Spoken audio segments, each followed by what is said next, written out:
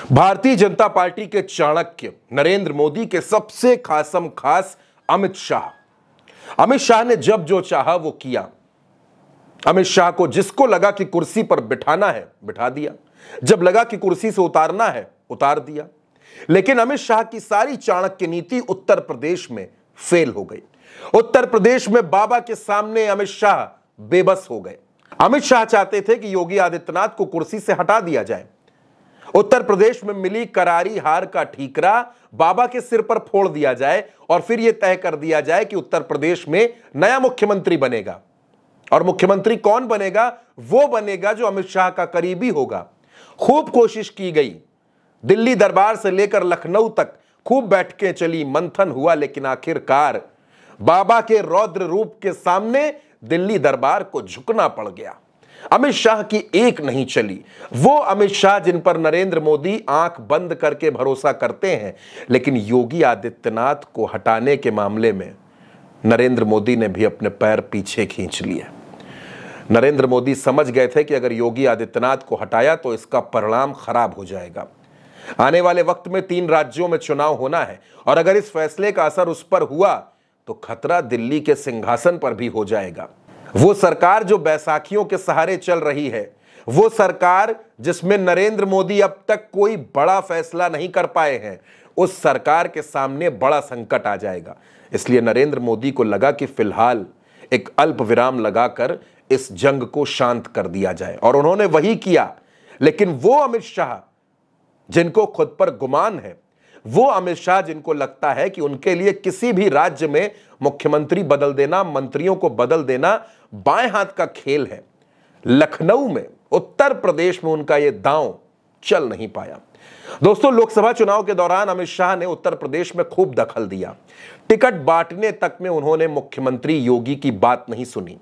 कई सीटों पर योगी आदित्यनाथ प्रत्याशी बदलवाना चाहते थे, लेकिन योगी की लिस्ट को नकार दिया गया और परिणाम यह हुआ कि ज्यादातर सीटों पर भारतीय जनता पार्टी चुनाव हार गई। अब अमित शाह इस हार का ठीकरा अपने सिर पर लेना नहीं चाहते।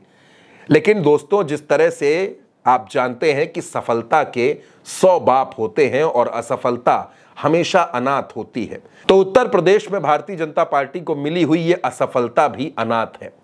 कोई यह नहीं कहना चाहता कि हार उनकी वजह से मिली है और अमित शाह भी यह नहीं कहना चाहते कि उत्तर प्रदेश में हमारी गलतियों से भारतीय जनता पार्टी चुनाव हारी।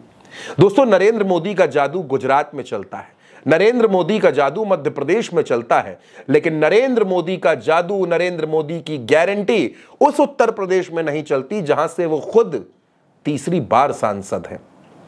उत्तर प्रदेश में भारतीय जनता पार्टी पिछली बार जो सीटें जीती थी उससे भी 29 सीटें चुनाव में हार जाती है और 33 सीटों पर आकर सिमट जाती है। यानी कहां दावा हो रहा था 75 प्लस जाने का और 35 सीटें भी भारतीय जनता पार्टी को नहीं मिली। और इसी वजह से अमित शाह को बाबा के सामने सरेंडर करना पड़ा। योगी आदित्यनाथ को हटा देने की सारी कोशिशें नाकाम हो गई। याद करिए दोस्तों, अरविंद केजरीवाल ने कहा था कि अगर भारतीय जनता पार्टी को स्पष्ट बहुमत मिल गया तो ये सबसे पहले योगी आदित्यनाथ को हटाएंगे।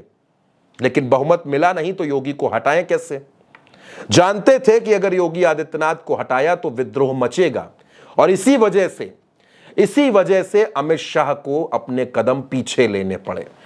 बाबा को गद्दी से उतारने का सपना टूट गया और योगी आदित्यनाथ एक बार फिर से उन्होंने दिखा दिया कि दिल्ली का दरबार चाहे जितनी कोशिश कर ले, लेकिन बाबा आज भी भारी पड़ते हैं।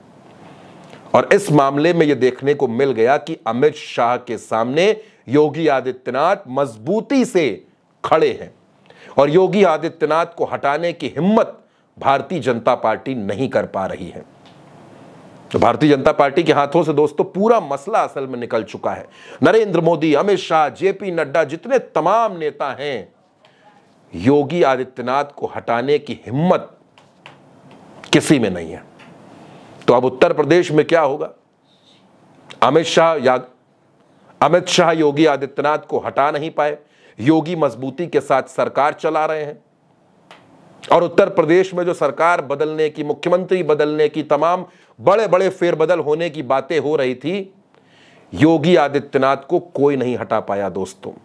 अब आगे आने वाले वक्त में क्या होगा ये तो देखने वाली बात है, ये वक्त बताएगा, तय होगा। लेकिन फिलहाल योगी आदित्यनाथ दमदारी के साथ सरकार चला रहे हैं और अमित शाह पहली बार, जीवन में पहली बार शायद अमित शाह को किसी फैसले में पीछे हटना पड़ा है।